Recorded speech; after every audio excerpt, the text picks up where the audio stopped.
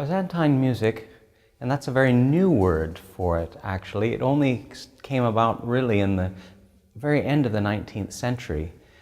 It's what the Eastern Christian tradition has known for centuries as psalmodia, as psalmody, or sometimes also as ecclesiastical music or the psaltic art. So it's all of those things. It is a form of prayer and supplication and thanksgiving. And at the same time, it's also an art tradition, one with composers and a complex set of notation and ways of performing that notation.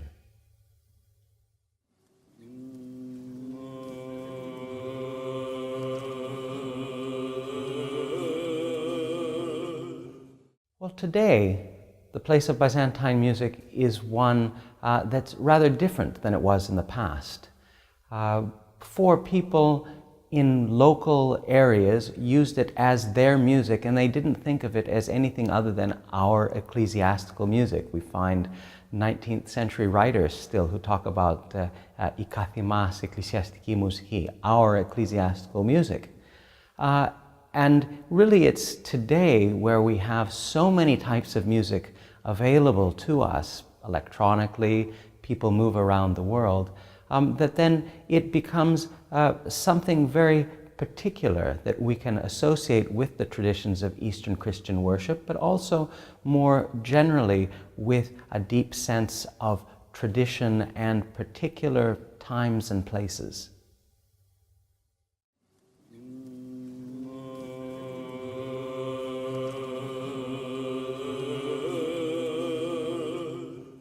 Well, a festival like this, which is a wonderful event, it's been just a great joy being here, is something that can enrich and broaden the cultural and spiritual life of a city, bringing new perspectives on traditions which people know on a day-to-day basis. Again, you have a wonderful tradition here and many fine chanters.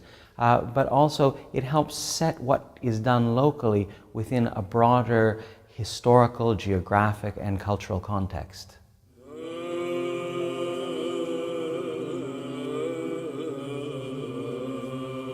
Well, the stroke of genius, I would say, is found in that basic spark of creativity that God has given to all of us, actually. I think it manifests itself in particular ways in the psaltic tradition, on the one hand in composers and hymnographers, people who have sat down and written out particular contributions from themselves and their own knowledge and background to the glory of God. But also it resides in every single person who chants that music.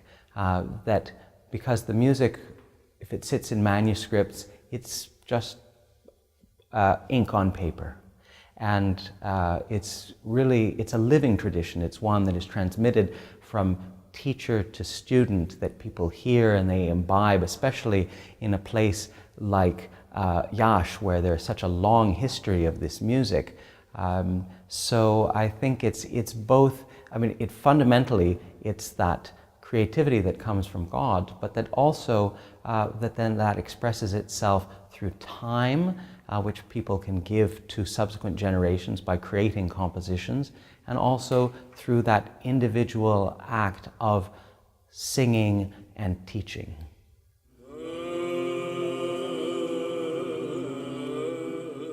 It's very interesting, the situation of Byzantine music in America, because it came originally to the United States and to Canada for that matter, with immigrants, people who brought their traditions of singing. There were a few expert singers who came with them, but most people who came, oftentimes they came from villages, they knew things only by ear, they maybe didn't read the psaltic notation.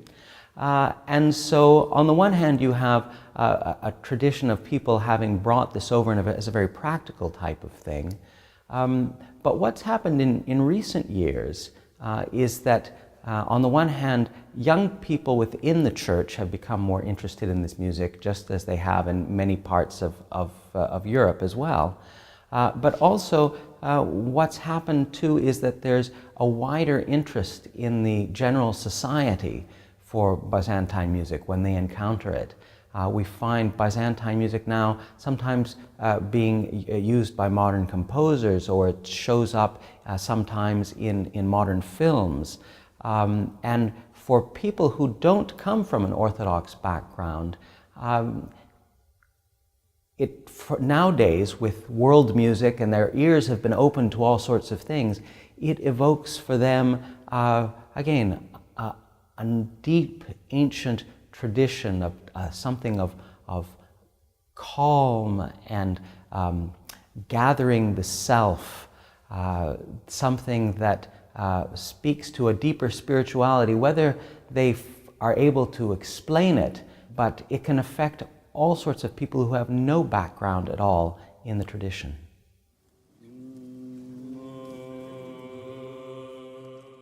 It depends, and on the type of music, but I'll just speak for who's people coming to our concerts. I have an ensemble that performs Byzantine music along with other types of Orthodox traditions, and some Western ones as well. And when we perform concerts of Byzantine music in Portland, Oregon, and Seattle, Washington, or at, I don't know, the National Gallery of Art in Washington, D.C. or something, maybe only 10% of the audience is Orthodox. And that the rest of the people who come, they might be interested in early music. So there's a great interest now in early Western music, and sometimes we do concerts where we show some of the similarities and parallels between the old Roman chant, for example, the old ancient chant of the city of Rome, and that of New Rome, of Byzantium. So sometimes people are interested for historical reasons. Other people are interested because of its spirituality. Other people are interested because it's the music of other cultures. So actually, people come to it for different reasons, and their experiences, again, will be somewhat different. Sometimes some of the people, we give very full program notes. We always give the texts with our ensemble. And sometimes there are people studying very closely the texts and making sure they sort of catch everything. And other people, they just come and they close their eyes during the concert, and they just are having a spiritual experience of their own.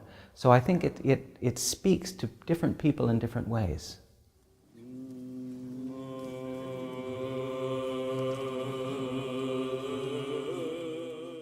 Well, Cappella Romana has had a long relationship from our very first concert with Byzantine music. And from that very first concert, 26 years ago now, we've tried to place it within a wider historical and cultural context. Because we spend also a lot of time doing contemporary music by composers like Michalis Adamis or Sir John Tavener, Father Ivan Moody, who draw on those traditions. So one of the things for us is not to view it as just a sort of a museum piece or Greek cultural heritage or anything like that, but to set it within that wider context. That being said, in Byzantine music, when we're talking about just the monophonic chant, just the single line of the melody with samison, we are basically doing sort of two things at once.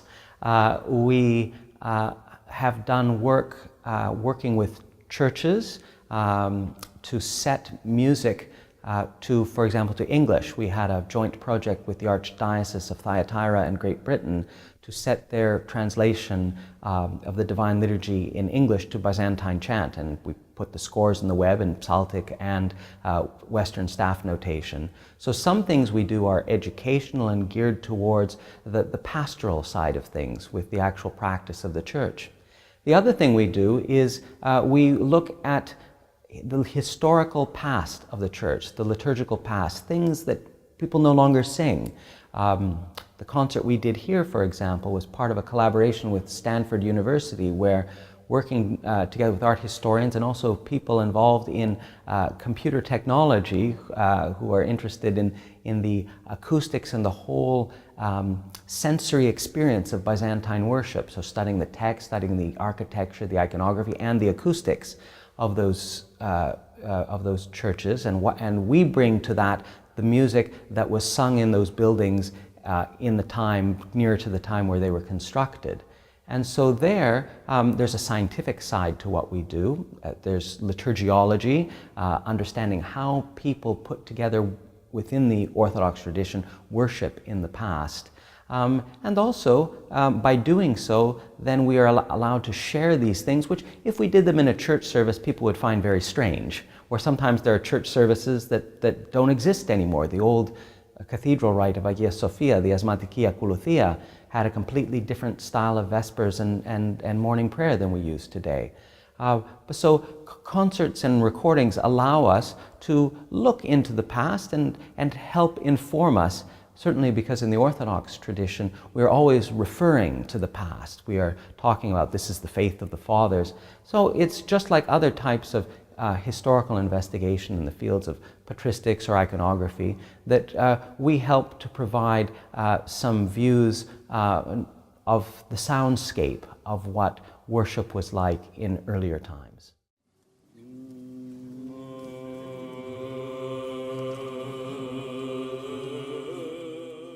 I think what Orthodoxy can bring to the West by singing this music is the immediate experience of that sense of transcendence, which we find talked about in the liturgical commentaries, in church fathers going back to the very early years of Christianity.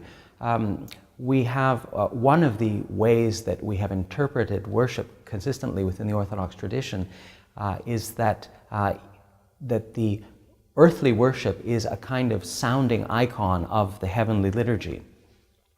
And so that's, I think, something also that people experience when they hear the music. It's one thing to read about it, but to have the immediate experience of this through time is something that, again, many cases, regardless of people's background, that they sense something sort of deep and profound in it. Some of it too, I think, is also we can bring an exploration of common roots in many cases, because those early traditions of the Church Fathers, the psalmody of the ancient great basilicas in places like Milan and Rome and Constantinople and Antioch, that there are common roots, and that it's something, again, that if we, by pointing out those connections, also it allows people to broaden their understanding of what Christianity is.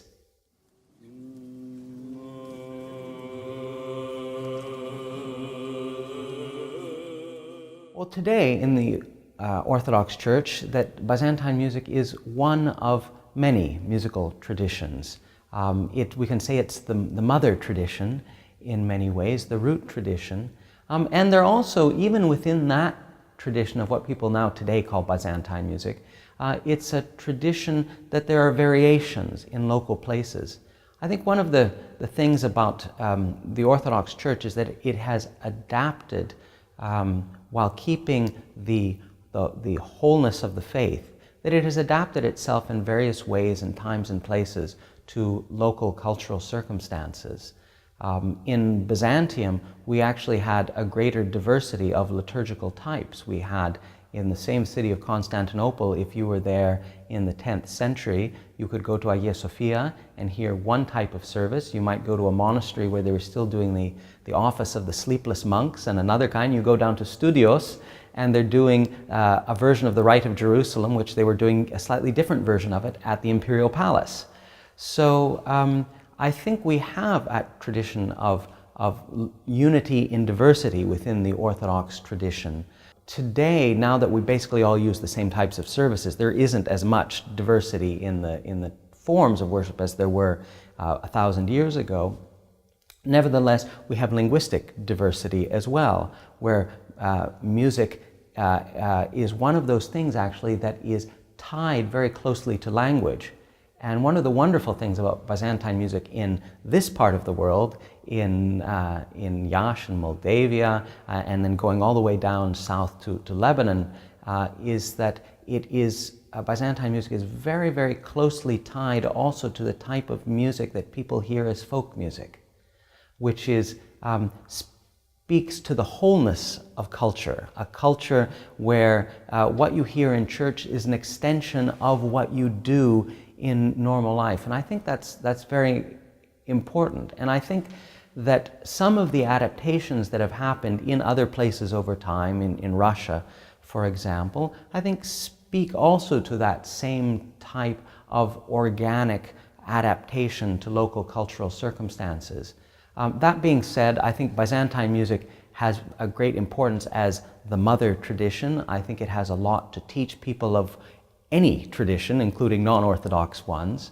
But I think also that having that connection, that close connection between who you are as an individual, where you live in your language, and the music that you use in worship is also important. So I think it's a complex question. Not that means anything goes. I think that there are certain norms within the historical traditions, and that our liturgical services also require certain types and forms of music. But I do think that those can have different expressions, that the Church has blessed those through the centuries. And we today, though, actually find ourselves in a very unique position, whereas before we know from historical studies that until very recently, many people would not travel more than 50 kilometers away from when they were born. The vast majority of people, again, there were always some elite people who traveled a lot, and in certain parts of the world, I mean, take St. Paul. In that ancient world, he moved around a lot. But most people were very more closely tied to the land, and they would only hear the music that was being produced around them.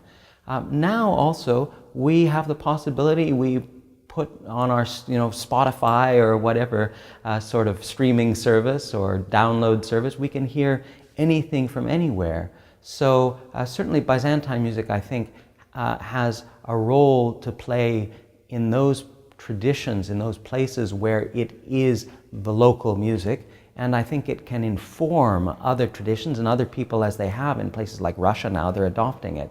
But again, I think that the notion of the Holy Spirit working within the Church has shown us that different types of music can be blessed as well.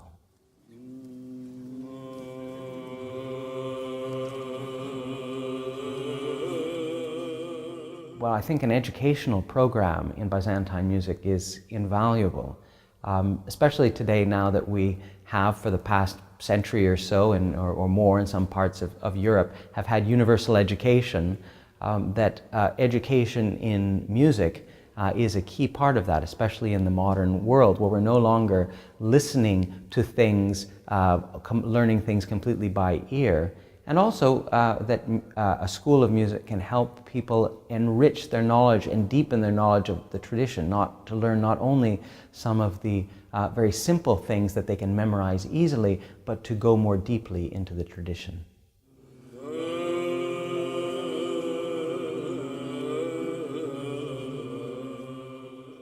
Well, Orthodoxy in the United States is a complex phenomenon. It's one where you have overlapping groups of people who came from Europe or the Middle East, and they came at different times as well.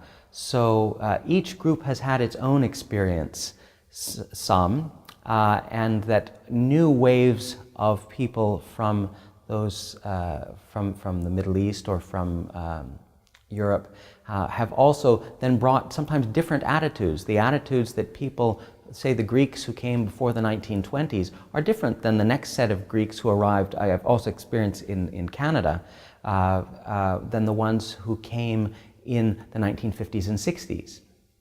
different attitudes actually towards music as well, because the musical culture had changed somewhat. There was the revival, beginning of the revival of Celtic music at that time. So that's why Canada has a lot more in the Greek Orthodox churches, relies primarily on chant, whereas in North America, rather is in the United States, where in the 1920s there was a lot of polyphonic singing in the churches of Athens, that you have Greek American choirs that have developed their own tradition of polyphony. So also you now have, especially in the past 30 years or so, increasing numbers of converts, people who've come to Orthodoxy from all sorts of backgrounds, some of them from evangelical Protestantism, people who started reading church history and realized, oh, this early church, it's still kind of around somehow. That's how they describe it.